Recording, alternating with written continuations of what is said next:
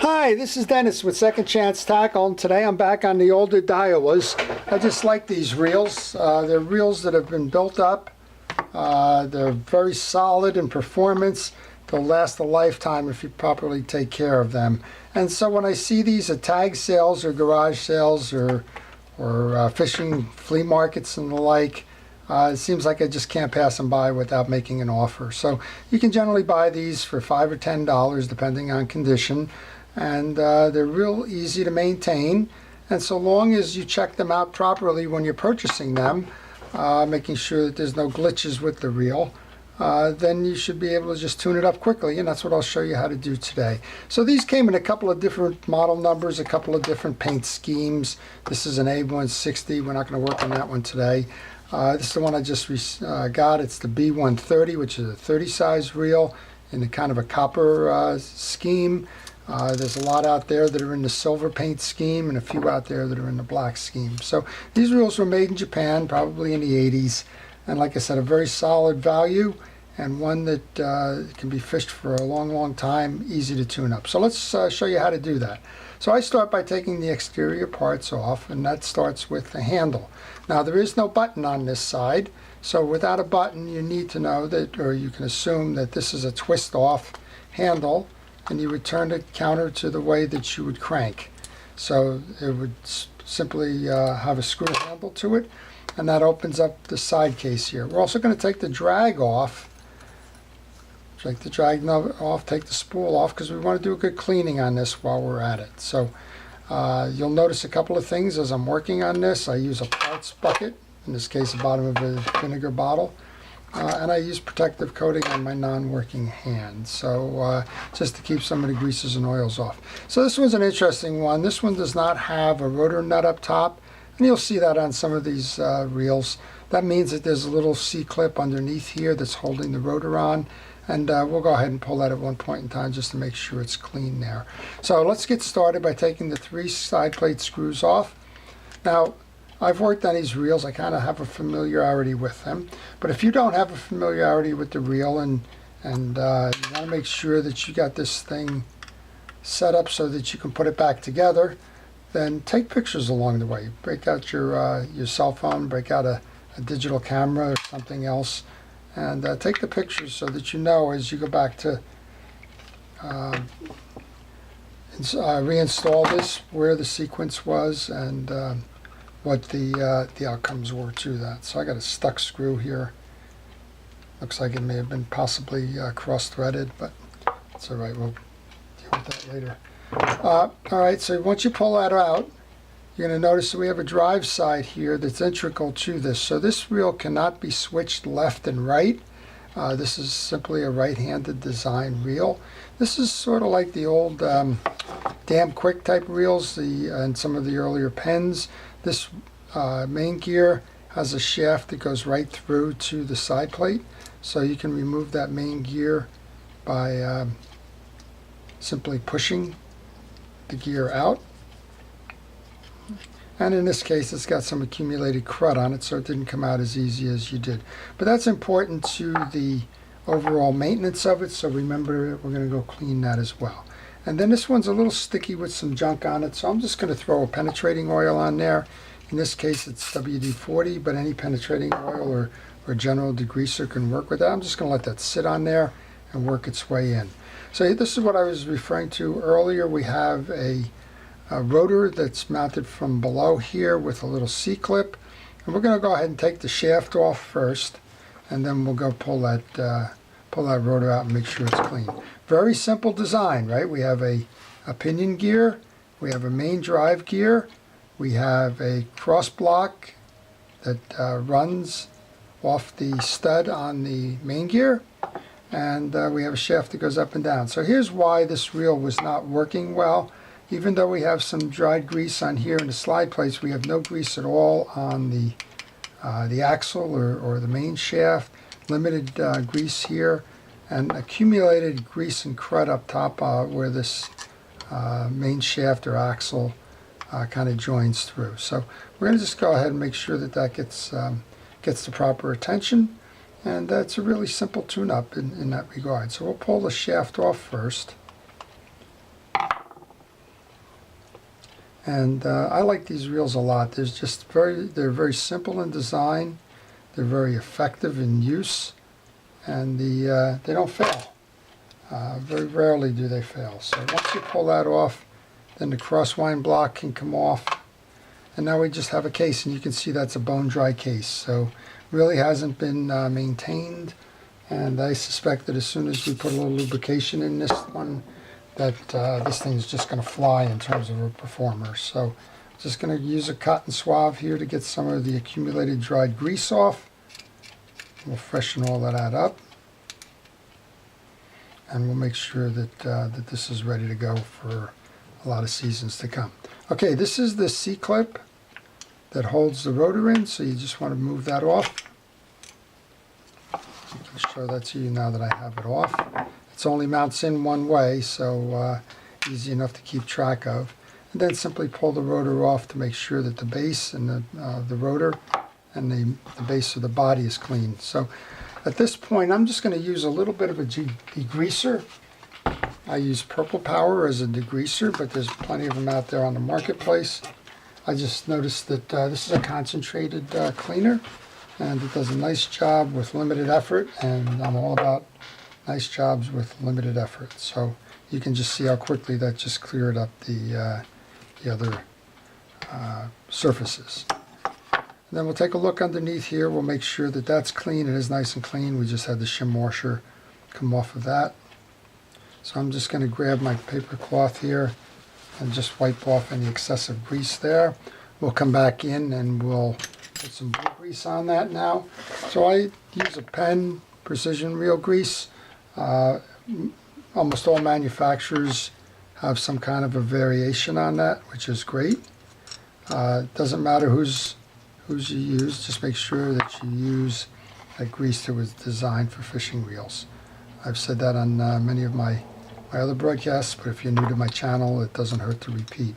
If you use automotive greases or general purpose greases, they may last in the short term, but over time they will either erode the performance by trapping contaminants, or they'll evaporate and leave you without the protection needed. Okay, once we do that, then we can slide this clip back in, and then we're going to just pay some attention to this axle or shaft. I'm going to grab some steel wool here just to get the axle as smooth as I can. Now some of this is just general discoloration, has nothing to do with the performance, so it doesn't hurt to just give a little bit of an extra ounce of prevention there. But as I mentioned down below here, this was very dry, and we want to make sure that that works out well. Okay, that, and then we want to also take a look at the crosswind block. Now this was one that has some older grease on it, so we'll just get that off of there. This is the piece where when you have the stub on the main gear drives this, it pushes the axle up and down, which causes your spool to go up and down and line the line evenly across all of the surfaces. Okay, so we're going to just place that on there. Hopefully you can see that.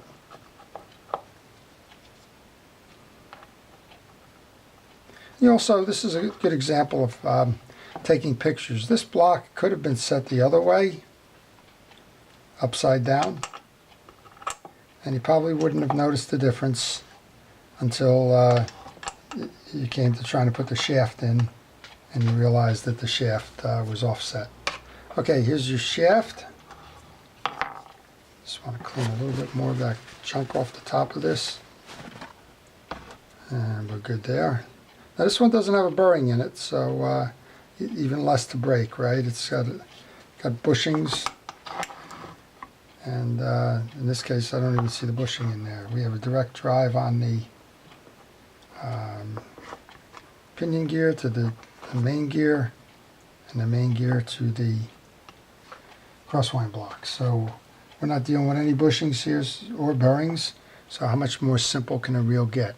And yet some folks will say this reel isn't any good because it doesn't have 10 ball bearings in it or something, and that's kind of a fallacy, right? Ball bearings certainly make it easier, but depending on the way that you fish and the amount of fishing that you do, this could be totally appropriate. So, without any ball bearings. Okay, again, as I mentioned, we have some accumulated dried grease on that shaft. So let's go ahead and get that off with the steel wool. And just check. I haven't had a situation where the hairs or anything have gotten caught in there, but there could always be a first time, so just check to see if your steel wool happens to be shredding. If it is, obviously clean it up, clean it off, and get rid of the pad that you're using for a new one. Okay, so now we've got a nice fresh set of grease on that. We've remember we oiled this up, so we're in good shape there. There's a little bit of crud on the top of the one, so let's just clean that out. We'll go back and insert the main gear into the side plate. And then we got to make sure that we can set the stud into the crosswind block, which is what I just did there. So you kind of eyeball that a little bit to get it to work properly, but once you do, you can be in fine shape there. Okay, so see how quickly this can go. Properly maintained reels don't have to take a lifetime to do. You can get this done pretty quickly if you know what you're doing. And this is not a race. You don't have to go hard and fast when you're doing it. Take the time to enjoy what you're doing. One of the reasons I got involved in fishing reel repair was because I like to work with my hands, and it provides some certain level of enjoyment to that. So why rush it? Just sit back, relax, pieces and parts back in order, and then you'll know when you're ready to go fishing that you've done what you could to make the reel function properly. All right, we're just about done there. All right, now we want to take our handle, and now of course we want to thread it in the direction of the crank.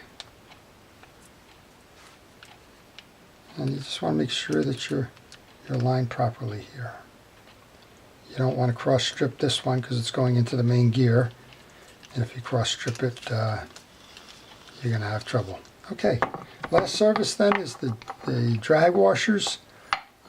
The drag washers take the brunt of the contamination because they're sitting on the tops of the reels, so a lot of water and junk gets in there. These, I believe, are Teflon drags. We'll find out in a moment. They are. So with those, you just want to make sure that they're cleaned and free of contaminants. So I'm going to hit this inside because it looks like we got some stuff in there. I hit that again with some penetrating oil just to use it to clean. It's just it's a light degreaser, and it helps get the contamination off the stuff. So, okay, the first one is kind of a little rubbery kind of pad that always sits in the bottom. And we want to make sure that these are clean, which they are. So we're going to go, it goes with the first one being the rubber washer, then a metal washer that's circular, the first of the Teflon washers, and then there's an eared or a keyed washer which always sits in the middle. Make sure again that those are clean and contamination free. Last of the Teflon washers, and then the top. So Teflon washers don't get any kind of lubrication because they're plastic. They're sort of self-lubricating, is a petrochemical kind of a compound. You don't need to do anything with them. If you found felt washers in here, you would oil them. If you found fabric washers in here, you would use a dry grease. But in this case, it's a simple Teflon washer, which means just keep it clean. Okay, so the drag button is on. And this reel's just about done. Got to tighten it down to make sure that the drag is holding. There you go. We're all tightened up. Give it a crank. It's got nice performance. Again, if it had ball bearings, it would certainly spin a little bit quicker and cleaner. But in this case, it doesn't. But you know, the effort's there. This reel will last a long time. And for $5 to $10 at a tag sale, you really can't go wrong with this one. Great introduction reel. 30 size. It's good for river. It's good for pier fishing. It's good for inshore ocean. And it'll hold, what do we got here? 8-pound test at 200 yards. So you can get some pretty good fish on this one. Okay, so that's how to tune up an older Daiwa series, the B-130. It's pretty simple to do, and yet it's something that needs to be done on a regular basis. So I hope you've enjoyed the video. If you did, please like it. If you want to see more of these, please subscribe. This is Dennis with Second Chance Tackle, wishing you good fishing. Thank you.